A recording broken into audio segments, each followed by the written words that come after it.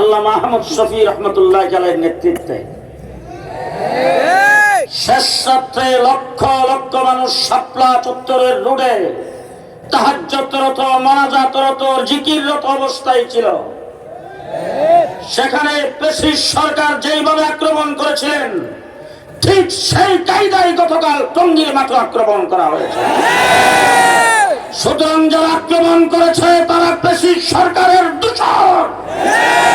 নিশ্চয় তাদের সাথে আওয়ামী দূষকদের যোগসাজশ রয়েছে। আজকে এখানে অনেকেই বক্তব্য রেখেছেন, বক্তব্য আপনারা শুনেছেন। আমরা সারাদিন প্রশাসনের সাথে বৈঠক করেছি। গতকাল যে আক্রমণ হয়েছে তার আগে এই গেইটে পুলিশের পাহারা ছিল।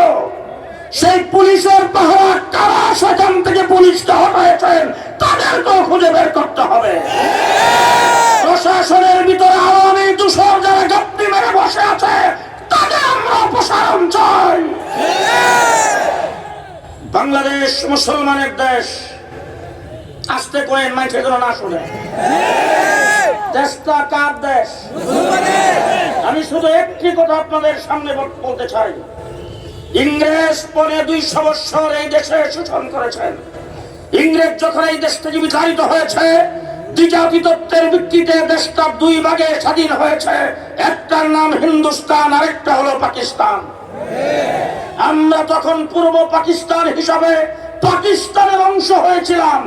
কিন্তু আমি আপনাদের সামনে উল্লেখ করতে চাই, আমাদের ভাষা বাংলা। কলিকাতার ভাষা কি?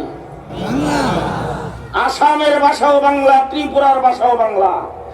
ত্রিপুরা তখন হিন্দুস্তানের অংশ, আসাম হিন্দুস্তানের অংশ। কলিকাতা বাংলা ভাষাভাষী বাঙালি হওয়ার পরও হিন্দুস্তানের অংশ। আমরা কেন পাকিস্তানের অংশ হলাম সেটার জবাব দিবেন আমার বয়ান শেষ। বলেন, আমরা কেন পাকিস্তানের অংশ? মুসলমান। জি, মেজরিটি মুসলমান। আমরা মেজরিটি মুসলমান। মুসলিম অধ্যুষিত হওয়ার কারণে আমরা তখন পাকিস্তানের অংশ হয়েছিলাম। আজকে একটু তাকিয়ে দেখেন কাশ্মীরের দিকে। 70-72 বছর যাবৎ স্বাধীনতা আন্দোলন করে। 70 বছরেও তারা স্বাধীনতা অর্জন করতে পারে নাই। 40 বছর যাবৎ আসাম স্বাধীনতা আন্দোলন করছেন, স্বাধীনতা অর্জন করতে পারে নাই। ত্রিপুরা স্বাধীনতা আন্দোলন করছেন 40 বছর, তারা স্বাধীনতা অর্জন করতে পারে নাই। আমরা মুসলিম অধ্যুষিত হয়ে যদি পূর্ব পাকিস্তান না হতাম, আমরা 70 বছর আন্দোলন করে স্বাধীনতা অর্জন করতে পারতাম না। 9 মাসে স্বাধীনতা অর্জন করেছি কিসের বিনিময়ে? মুসলমান। আস্তে আস্তে আস্তে আস্তে আস্তে। কিসের কারণে? আমরা মুসলমান হওয়ার কারণে। ঠিক না ঠিক? 9 মাস আন্দোলন করে যখন আমরা স্বাধীনতা অর্জন করেছি, এরপর থেকে আজকে 54 বছর ভারত আমাদের পেছনে লেগেছেন। আমার দেশের সম্পদ তারা লুণ্ঠন করেছেন। বিজয় দিবসে মিস্টার মোদি একটি বার্তা দিয়েছেন। সেই বার্তায় বলেছেন এটা নাকি তাদের বিজয়। পরিষ্কার ভাষায় বলতে চাই, মিস্টার মোদি সাহেব, বাড়াবাড়ি করার আগে একটু আফগানিস্তানের দিকে তাকাবেন। বিশ্বের সবচেয়ে বড় পরাশক্তিকে লাঠিটার নামে আফগানিস্তান থেকে যেভাবে বিদায় করে দিয়েছে, আপনাকে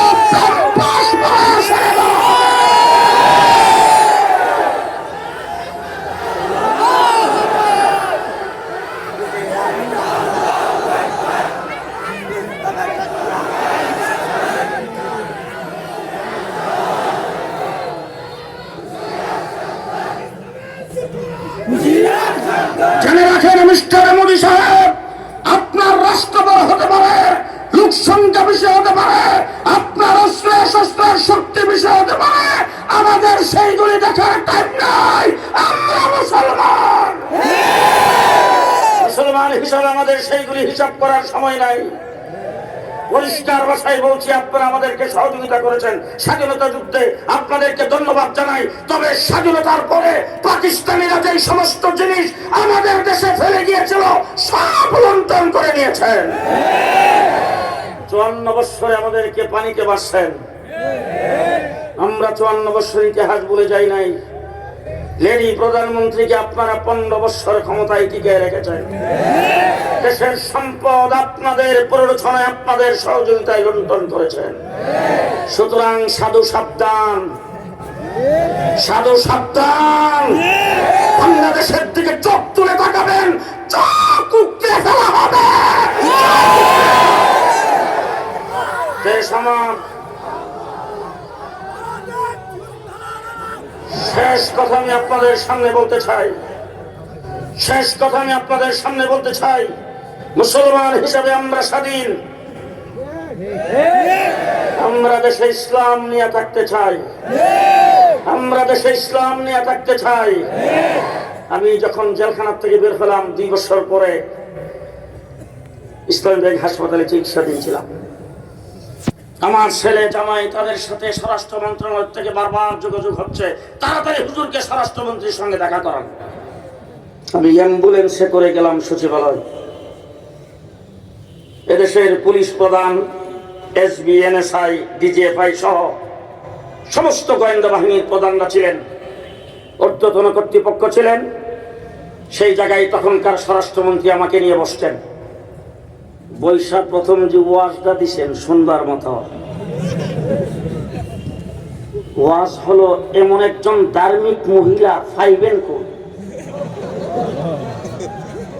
দেখেন না, মাথার কাপড় কোনোদিন ফেলায় না, এ পর্যন্ত ব্লাউজ পরে, 5 ওয়াক্ত নামাজ টাইম মতো পড়ে, কোনোদিন তাহাজ্জুদ কাজা নাই। ফজরের নামাজের পরে কোরআন তেলাওয়াত না করে যিনি কোনো কাজ করেন না। গণভবন যখন দখল করা হয়েছে, মদের বোতল পাওয়া গেছে, কোরআন শরীফ পাওয়া যায় না। আল্লাহ পাক আমার মনে হয় তাদের কথাই কোরআন শরীফে বলেছেন, وَمِنَ النَّاسِ مَن يَقُولُ آمَنَّا بِاللَّهِ وَبِالْيَوْمِ الْآخِرِ। যারা আল্লাহর উপর ঈমান আনছে, আখিরাতের উপর ঈমান আনছে, আমরা তো মনে করি তারাই মুসলমান। কি বলেন? আল্লাহ সার্টিফিকেটটা কি দেয়? ওয়ামা হুম বিমুমিনিন। তারা মুসলমান, তারা মুমিন না। তাদের কামটা কি? ওই যে এতটুকু পর্যন্ত ব্লাউজ পরছে, মাথার মধ্যে ঘুমটা দিছে, হাতে তসবিহ নিয়া, মাথায় হিজাব পরে, তারপরে শপথ বাক্য উচ্চারণ করেছেন, আর ওই যে বক্তৃতায় দাঁড়ায় বলছে লাকুম দীনুকুম ওয়ালিয়া দিন, বুখারী শরীফের হাদিস। যা কিছু করছে সবকিছু মানুষকে, আল্লাহকে এবং মুসলমানদেরকে ধোঁকা দেওয়ার জন্য করেছে।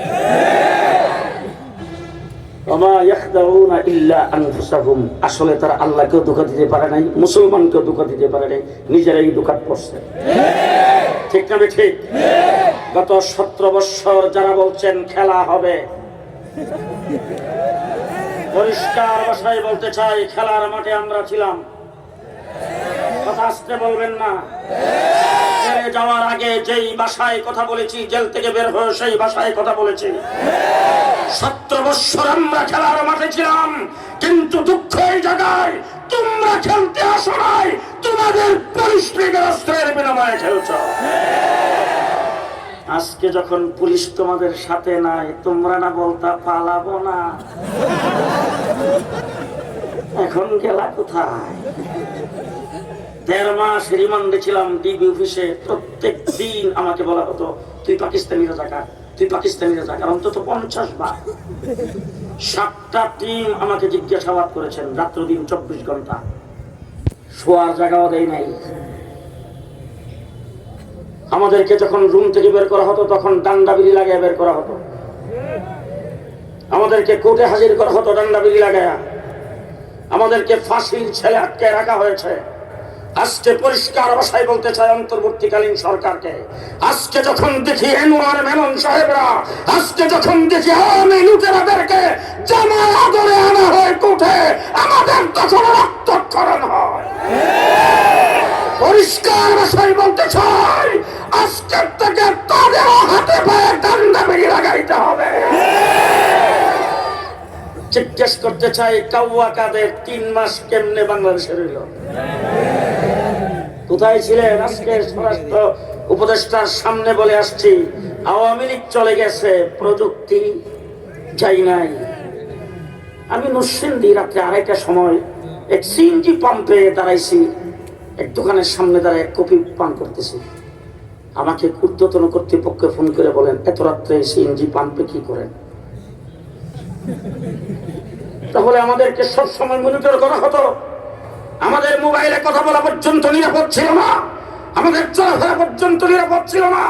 আওয়ামী লীগ চলে গেছে, তাদের প্রযুক্তি চলে যায় নাই। 3 মাস পর্যন্ত কাউয়াকাদের বাংলাদেশে থাকলো, তাকে কেন ধরতে পারলেন না? পরিষ্কার ভাষায় বলতে চাই, আওয়ামী লীগ, বিএনপি, জাতীয় পার্টি সহ আওয়ামী বিরোধী যারা, তারা নির্যাতিত হয়েছে। আমরাও স্বীকার করি না, 100 বার স্বীকার করি। তাদের অনেককে ফাঁসির কাস্টে ঝোলানো হয়েছে, তাদের অনেককে ক্রস ফায়ার দেওয়া হয়েছে, তাদের অনেককে গুলি করে হত্যা করা হয়েছে, বৎসরের পর বৎসর তাদেরকে জেলখানে আটকে রাখা হয়েছে, তাদের উপর নির্যাতন হয়েছে, হাজার হাজার মামলা দিয়ে, লক্ষ লক্ষ আসামি দিয়ে তাদেরকে গড়ছাড়া করে রাখা হয়েছে। আমরা সবগুলি স্বীকার করি, কিন্তু যারা এই নির্যাতিত হয়েছেন সকলকে বুকে হাত রেখে জিজ্ঞেস করতে চাই, আপনাদের 17 বৎসরের নির্যাতন একত্রিত করলে আমার শাপলা চত্বরের এক রাত্রির সমান হবে না। শাপলা চত্বরে আমাদের উপর দিয়ে 1,54,000 গুলি চালানো হয়েছে এক রাত্রে। ইলেকট্রিসিটি বন্ধ করে, অন্ধকার করে, গোটা শাপলা চত্বরে পাখির মতো গুলি করে হাজার হাজার মানুষকে সেখানে হত্যা করেছেন। রাস্তার গাছ কেটে, লাইব্রেরি গুলোতে আগুন দিয়ে, স্বর্ণের দোকানে আগুন দিয়ে আমাদের গায়ে দুষ্টা পেয়েছেন। ঠিক ওই সাদিয়ানি গ্রুপ কালকে এখানে আক্রমণ করার পরে লাইভে দেখাইছে নিজেরা গন্ডগোল করে দোষ আমাদের উপর চাপাইতে আসছে।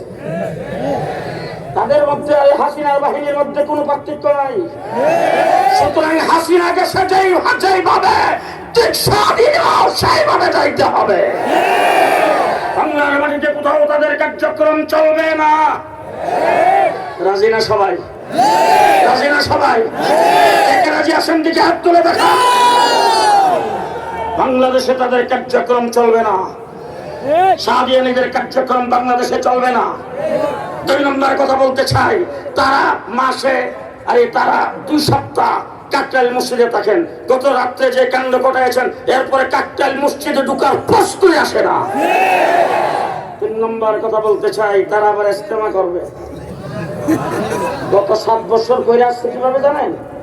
আমরা ইস্তেমা করি তো লক্ষ লক্ষ মানুষ হয়, মানুষ হইলে মাঠটা খুব খাস্তা হয়ে যায় না?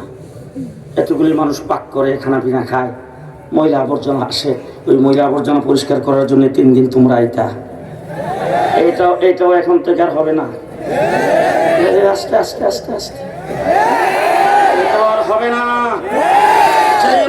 যেই মাঠে তোমরা আক্রমণ করে আল্লাহর ওলিদের রক্ত ঝরেছ, সেই মাঠে তোমাদেরকে কোনো ইস্তেমা করতে দেওয়া হবে না, হবে না, হবে না।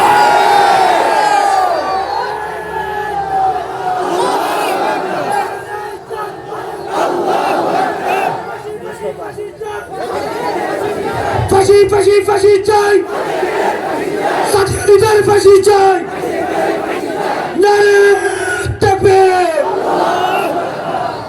এদেশের মূল মন্ত্র হল ইসলাম। যদি তাই হয়ে থাকে, 54 বৎসরের বাংলাদেশ, দেশটা স্বাধীন হওয়ার পরে সর্বপ্রথম আসলো সোনার বাংলা। 74 সনে একজনে বমি করছে, আরেকজনে খাইছে। আমি নিজে চোখে দেখেছি। কিছুদিন পরে আসলো সবুজ বাংলা। এরশাদ সাহেব এসে ঘোষণা দিলেন নতুন বাংলা। লেডি প্রধানমন্ত্রী ক্ষমতা এসে বলছেন মডার্ন বাংলাদেশ। কিছুদিন পরে বলেন আধুনিক বাংলাদেশ। এরপরে করেছেন ডিজিটাল বাংলাদেশ। পদ্মা সেতু উদ্বোধনের সময় ঘোষণা দিয়েছেন স্মার্ট বাংলাদেশ। সব বাংলা দেখা শেষ। 17 বৎসর আন্দোলনের সংগ্রাম করে জুলাই আগস্টের ছাত্র জনতার আন্দোলনে আমার কওমি মাদ্রাসার 84 জন ছাত্র জীবন দিয়েছেন। কোঠার বিরুদ্ধে যখন তারা আন্দোলন করে, বৈষম্যের বিরুদ্ধে আন্দোলন করে, আমার মাদ্রাসার ছাত্রদের জন্য কোঠার কোনো প্রয়োজন নাই। তারপর স্কুল কলেজের ছাত্র আমাদের ভাই, তাদের উপর যখন গুলি চালিয়েছে আমরা ঘরে বসে থাকে নাই, তাদের সাথে মাঠে নেমেছে। দেশপ্রেমিকের পরিচয় আমরা দিয়েছি। যদিও তোমরা আমাদেরকে রাজাকার বলেছ, আমরা পাকিস্তানি রাজাকার নয়, কিন্তু তোমরা আজকে প্রমাণ করেছ তোমরা সবাই ইন্ডিয়ান রাজাকার। ইন্ডিয়ান রাজাকার দিয়ে বাংলাদেশ হুমকির সম্মুখীন। আজকে গত 4 মাস তোমরা পদে পদে বাংলাদেশের বিরুদ্ধে ষড়যন্ত্র করে যাচ্ছ। জুলাই আগস্টে যে স্বাধীনতা অর্জিত হয়েছে সেই স্বাধীনের পরে ধর্ম উপদেষ্টা ঘোষণা করেছেন সামনে নির্বাচন দিয়ে নির্বাচিত সরকারের কাছে ক্ষমতা হস্তান্তর করে ওনারা চলে যাবেন। আমি আজকে আপনাদের সামনে বলতে চাই, যদি রাজি থাকেন সকলে তারা সমর্থন দিবেন। এবারের বাংলাদেশ হবে ইসলামের বাংলাদেশ। রাজি আছেন? রাজি আছেন? দেশ হবে ইসলামের বাংলাদেশ। আমাদের নেতৃত্ব দিবেন মহিবুল্লাহ বাবনগরী। আমরা তার নেতৃত্ব ঐক্যবদ্ধ। আপনারা তার নেতৃত্ব অগ্রসর হতে প্রস্তুত আছেন কিনা জানতে চাই। আল্লামা বাবনগরী সাহেব আল্লাহ পাক দীর্ঘ নেক হায়াত দান করুক। আমরা তার নেতৃত্বের সামনের দিকে অগ্রসর হব। বাংলাদেশে ইসলামের বাহিরে কেউ কোনো কিছু করার কল্পনাও যেন করতে না পারে সে ব্যাপারে আমরা সজাগ থাকবো। সাদিয়ানীদের ব্যাপারে সবাই সতর্ক থাকবেন। ওলামা একরামের পক্ষ থেকে যে কোনো সময় যে কোনো কর্মসূচি সবাই আসতে রাজি আছেন তো ইনশাআল্লাহ?